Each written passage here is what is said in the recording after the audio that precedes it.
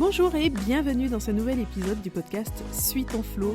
Encore une fois, je suis ravie de vous retrouver. Avant de commencer, je tiens à vous dire un grand merci pour les notes et les commentaires qui ont été laissés. Ça me fait vraiment chaud au cœur. Et surtout, n'hésitez pas à laisser de nouvelles notes, des commentaires. Tout ça, ça aide le podcast à se développer et ça m'encourage parce que ça me montre que vous appréciez les contenus.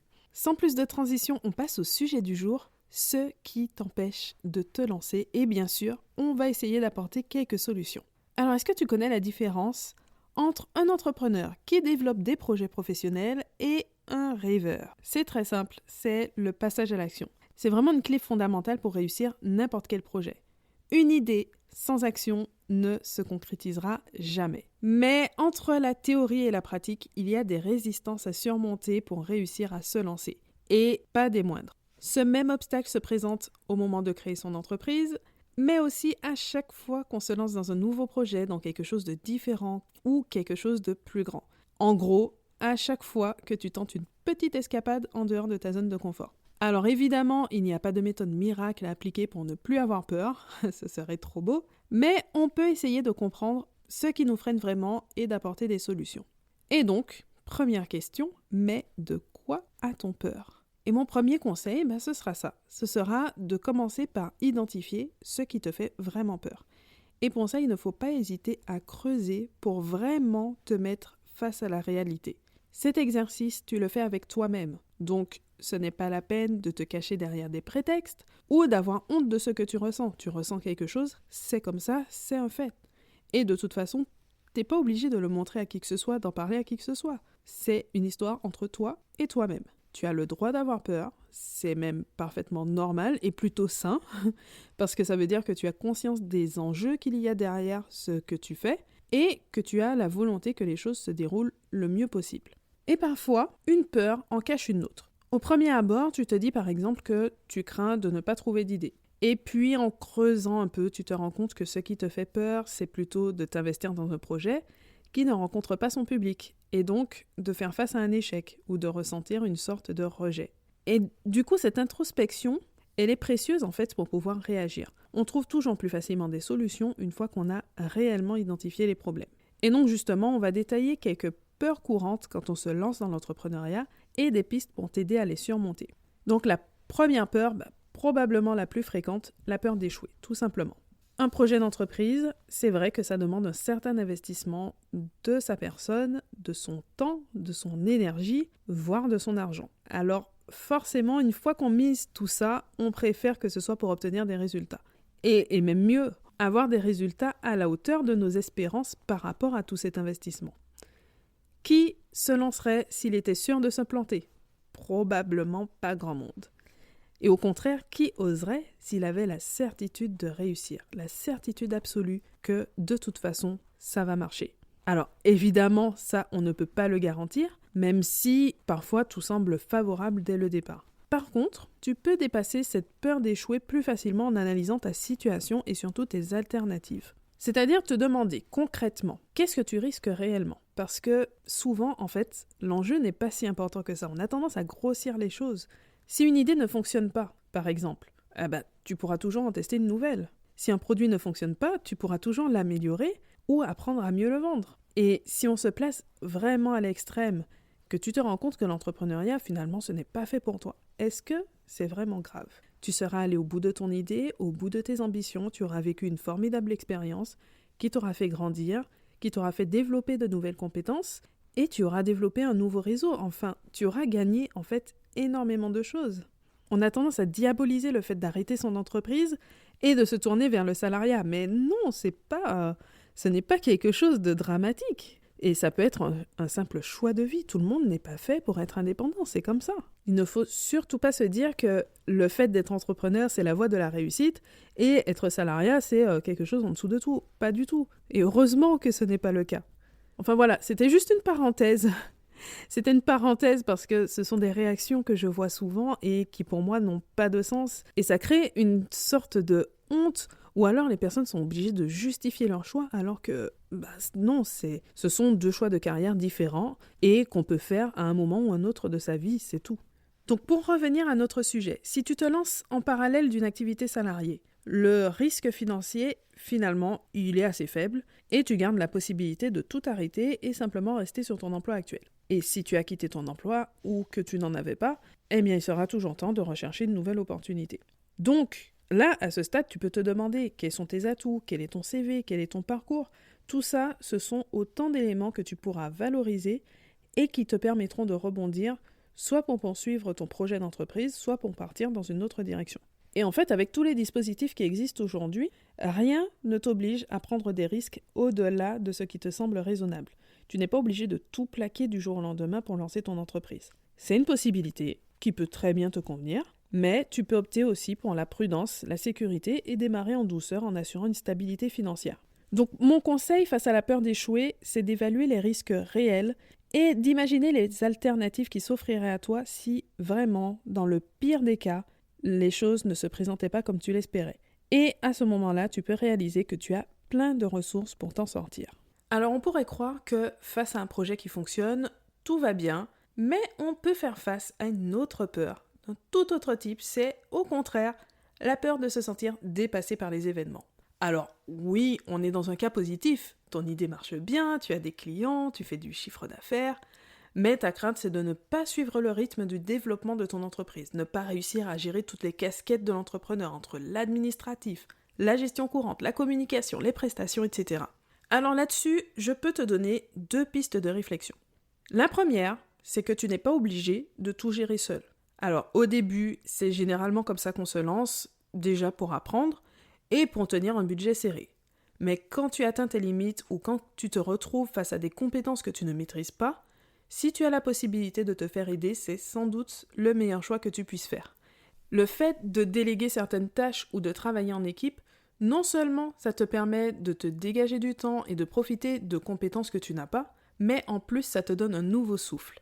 Et ça, c'est un point qu'on peut sous-estimer, mais que j'expérimente en ce moment parce que justement, j'en suis à cette étape où je commence à faire appel à d'autres personnes pour venir en soutien dans mon entreprise. Et juste ça, mais ça donne une nouvelle énergie parce que tu n'es pas seul. Tu n'es pas seul, tu n'es pas obligé de subir les choses qui te plaisent moins ou qui te prennent trop de temps au quotidien. Et finalement, tu retrouves une certaine maîtrise en fait de ton entreprise, de ton quotidien, de ton temps. Et c'est quelque chose de très positif. Alors il peut s'agir de travaux ponctuels, d'un soutien régulier, ça va dépendre de tes besoins et bien sûr ces collaborations peuvent évoluer dans le temps. Tu as des besoins aujourd'hui, ça ne veut pas dire que tu vas t'enfermer dans quelque chose pour toute la vie de ton entreprise. L'autre piste, ce sera plutôt un conseil. Quand on démarre, forcément, on souhaite atteindre une certaine croissance. Alors, à chacun ses ambitions, je ne suis pas là pour juger ce qui est bien ou pas, si tu vises tel ou tel chiffre d'affaires. Si tu es plutôt dans l'optique d'une petite entreprise qui t'assure simplement un revenu, ou alors d'une entreprise de grande renommée avec une grande équipe qui brasse beaucoup d'argent, ça, c'est à toi de voir. Mais même dans le cas de la petite entreprise, il faut quand même garantir une certaine pérennité pour avancer au quotidien sans vivre constamment dans l'inquiétude de générer suffisamment de chiffre d'affaires pour vivre ou que tout puisse vaciller à la moindre difficulté. Seulement, il y a une précaution qui reste utile dans tous les cas, quelle que soit ton ambition, c'est d'assurer des bases solides.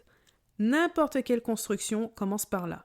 Autant que possible, créer de solides fondations sur lesquelles tout le reste pourra reposer. Et si besoin, au fur et à mesure de l'évolution, même venir renforcer à nouveau ces fondations avant d'agrandir l'ensemble. Et ça, c'est pareil dans ton entreprise. Alors plutôt que de viser une croissance rapide à tout prix, tu gagneras à t'assurer de pouvoir t'appuyer sur le socle de ton entreprise. Ton business model, l'identité de ton entreprise, ta gestion courante, etc. Que tout ça soit assez solide pour pouvoir supporter le développement de ton entreprise. Et enfin, une troisième peur courante. Parfois, ce qui t'inquiète dans le fait de lancer ton entreprise, c'est tout simplement la peur de l'inconnu.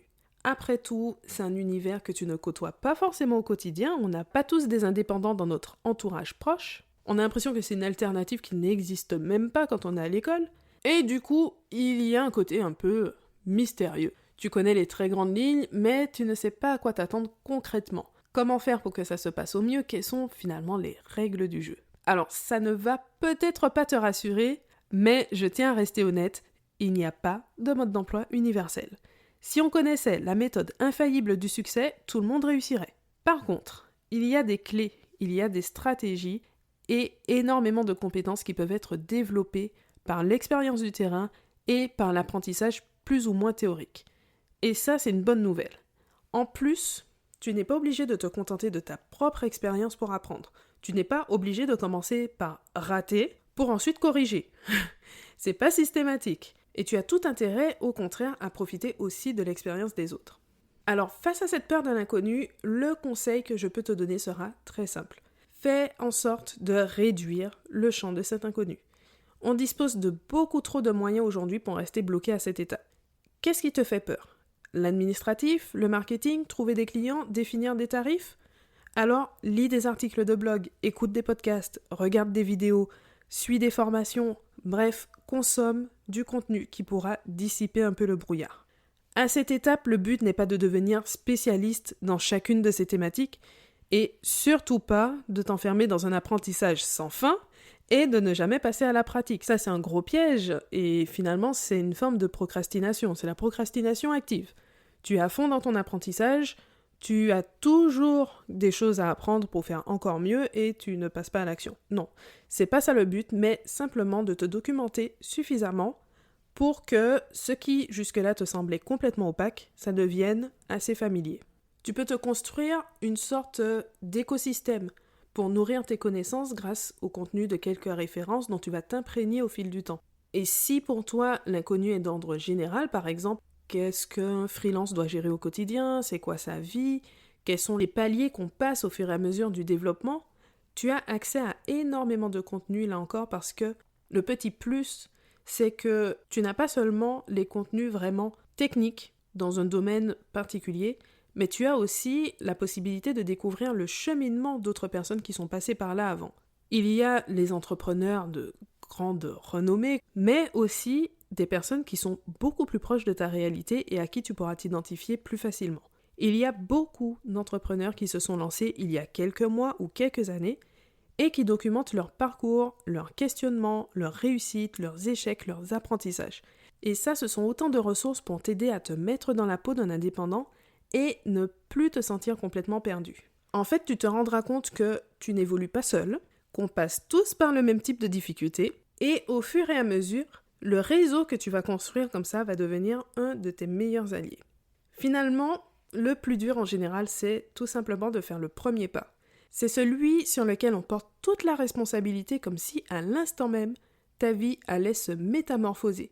Comme si, au moment de créer ton entreprise par exemple, tu cliques pour valider le formulaire ou tu obtiens ton SIRET et boum, ça y est, tu es passé dans un autre monde.